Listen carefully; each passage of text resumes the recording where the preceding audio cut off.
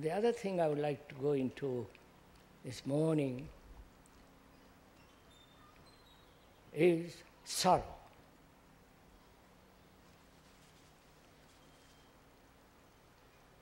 We have talked about authority. We have talked over together about the desire for security, the nature and structure of authority. We talked about fear, pleasure, love,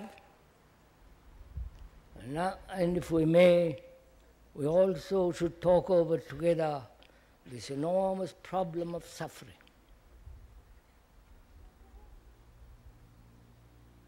I hope you're not tired, are you?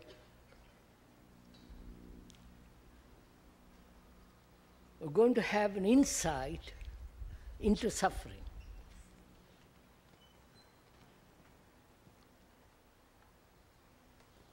There is not only a particular human being with his suffering,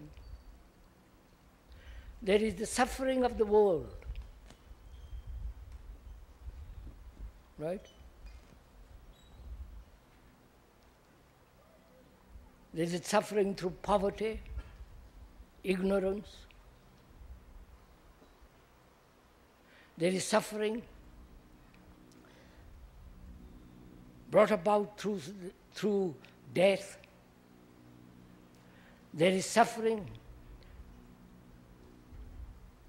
out of great pity. There is suffering when you see animals tortured, killed, maimed. There is suffering when there is war.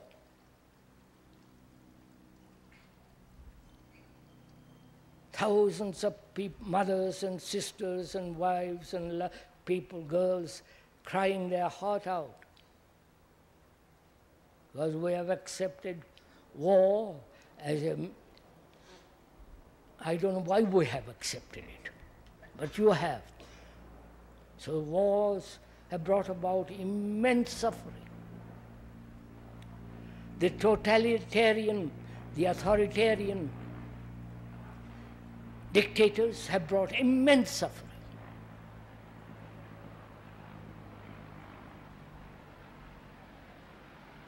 Concentration camps, one may not have been in them, but you see it. You know it is happening, and you're suffering.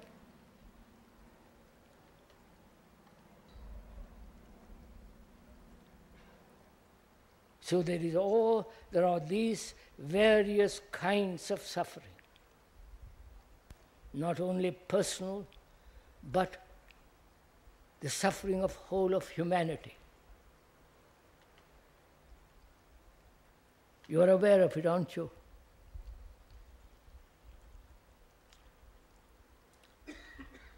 And we have accepted it. We say, love is part of suffering. When you love somebody, it brings about suffering. Right? So we are going to question together whether it is possible to be free of all suffering.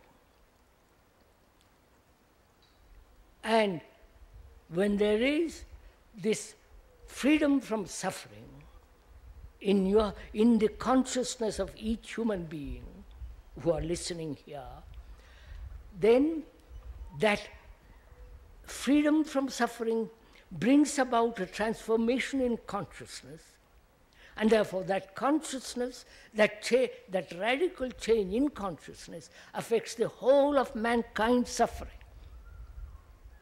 You understand? That is part of compassion. Not saying, I suffer, my God, my God, my God, why do I suffer? Why should I suffer? And from that suffering, act neurotically and try to escape from that suffering through various forms of religious, intellectual, social work and so on. Escape from it. So we are saying, is it possible for every human being here to be free of this enormous burden of suffering? Where there is suffering, you cannot possibly love. That is a truth, a law. When you love somebody and he does something which you, or she does something which you totally disapprove and you suffer, it shows that you don't love. Right?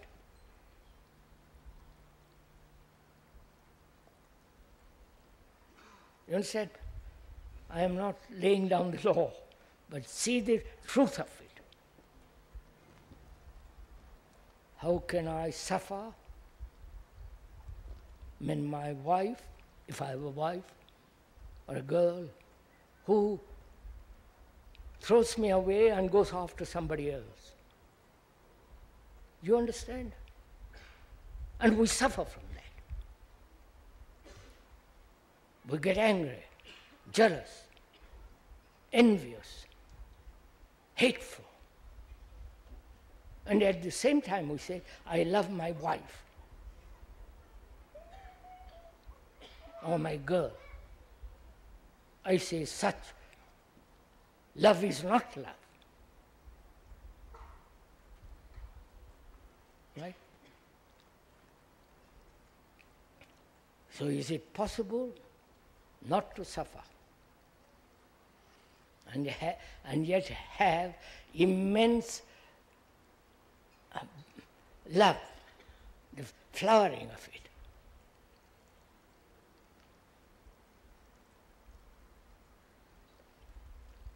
So we're going to find out what suffering is.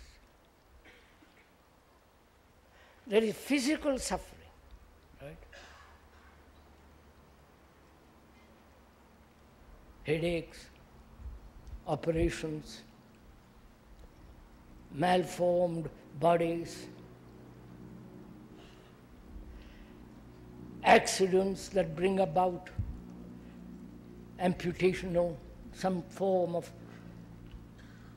ugly deformity. There is suffering from the various unfulfilled desires. I hope you're following all this. There is suffering from the person, from the loss of a person whom you think you love.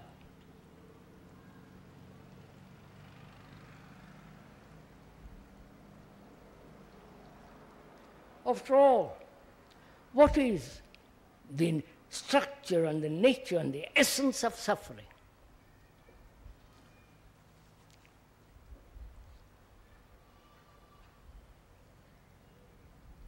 You understand?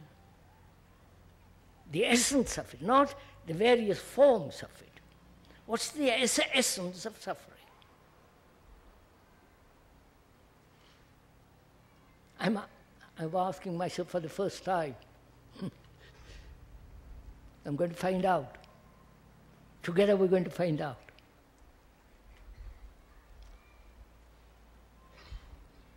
Is it not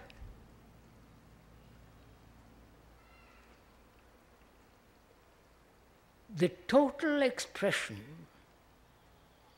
at that moment of complete self-centered existence? What do you say?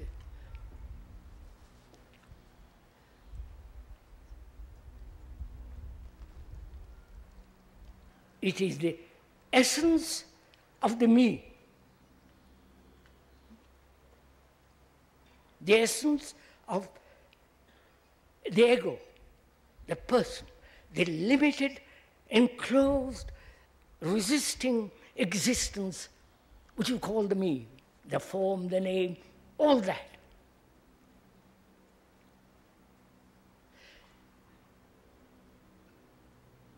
When there is an incident that demands investigation and understanding and insight, that very incident brings about the awakening of the me, the essence. And that I call suffering. What do you say?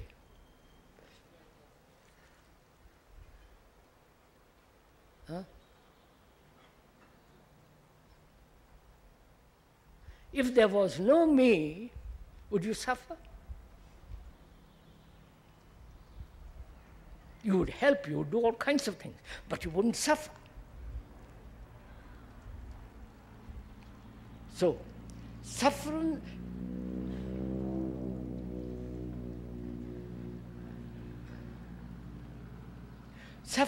then is the expression of the me,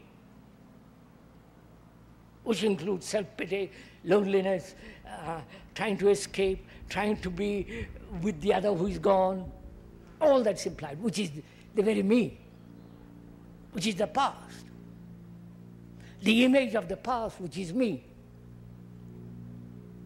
The knowledge, the remembrance of the past, which is me.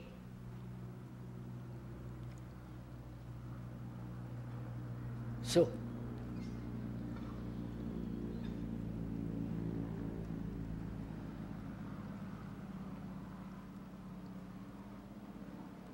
what relationship has suffering, the essence of the me, to love?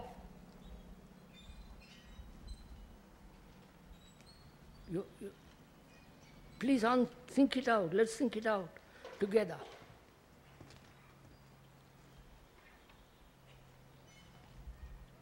We're asking, is there any relationship between love and suffering?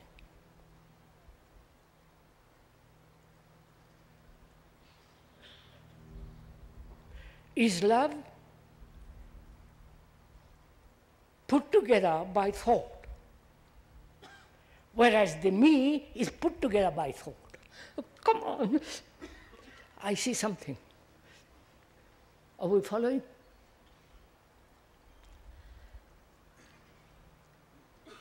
Is love put together by thought?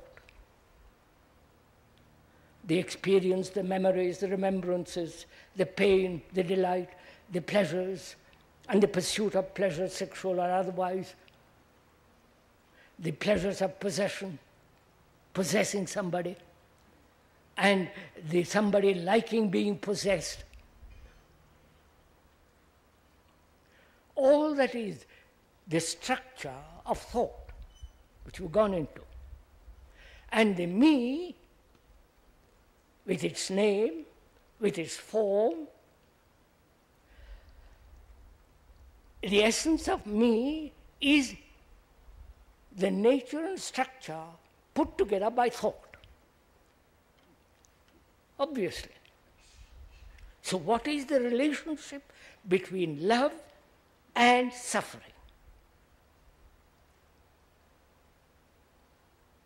If love is not put together by thought, please go into this, put your heart into this. If love is not put together by thought, then suffering has no relationship to it. Therefore action from love is different from action from suffering. Get it?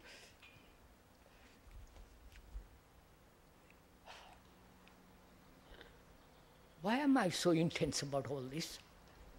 Why aren't you so intense?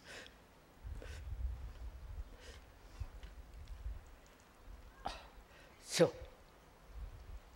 to have an insight, please follow this, to have an insight into suffering, which means what place has thought in relationship to love and in relationship to suffering. Right?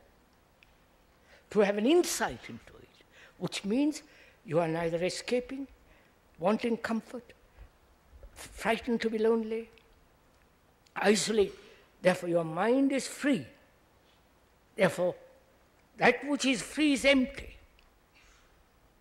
And therefore, that empty, if you have that emptiness, and that which means freedom, you have an insight into suffering. Therefore, suffering, as the me disappears, there is immediate action, because that is so. So your action then is from love, not from suffering. You get what I'm talking? Bene, signora.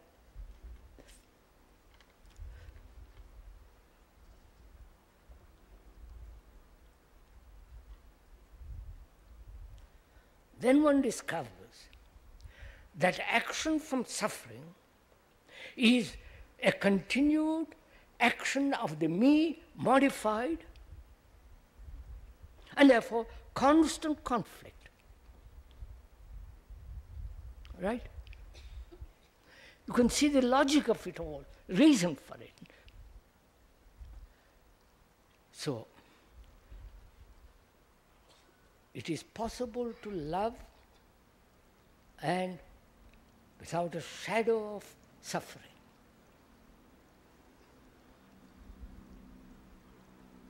And what is the action of compassion?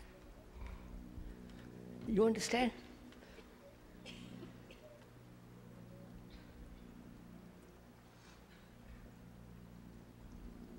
If love is not the result of thought, thought which is the response of memory, stored up in the brain as knowledge and experience, that thought is not love, right? And our action is based on thought. Now, I must do this, this is my motive, I will, if it's based on the movement and the modification of thought. When thought is not love, then what is the action of compassion? Love.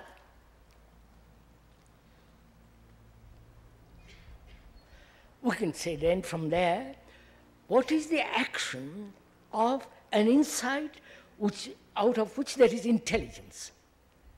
We are saying compassion is intelligence. What is the action of intelligence? Which is not the outcome of thought, right? What is the action of intelligence?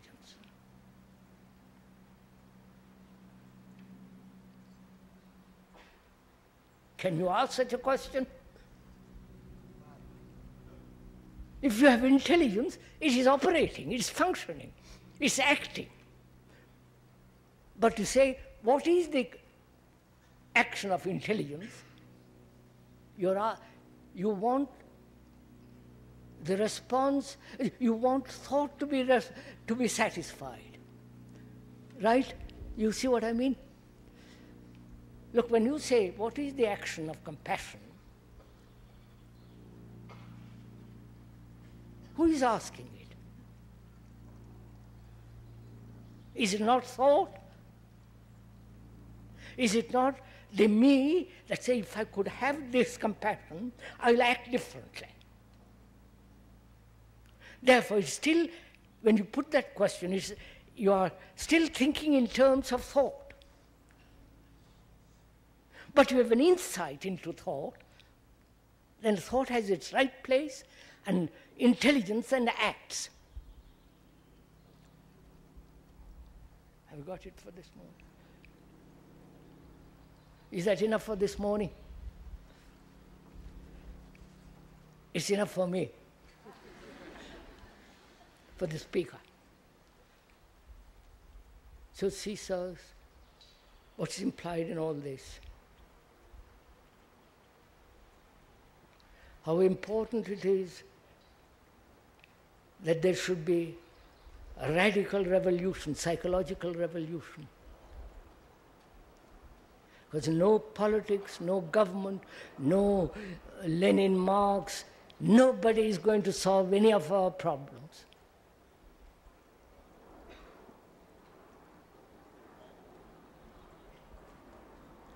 The human problem, from which every misery comes.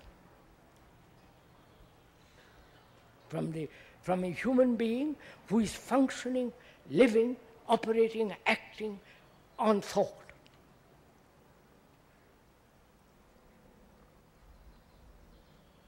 And when you have an insight into thought, then you have also an insight into the nature and the beauty of love. And from the action from that.